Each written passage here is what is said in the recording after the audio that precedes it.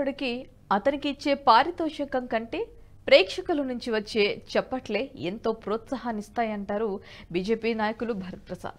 నాగకర్నూల్ single window కార్యాలయంలో i20 cinema పోస్టర్ను ఆవిష్కరణకు ముఖ్య అతిథిగా హాజరయ్యారు. సినిమా తీసేందుకు నిర్మాత, డైరెక్టర్, ఆర్టిస్టులు ఎంతో కష్టపడతారని, కానీ ప్రేక్షకుల చప్పట్లతో వారి కష్టం మొత్తం మర్చిపోతారని తెలిపారు. వనపర్తిలో జరిగిన సంఘటనల ఆధారంగా కథను రూపొందించి సినిమా తీయటం ఎంతో అద్భుతమని డైరెక్టర్, నిర్మాతను ఆయన అభినందించారు.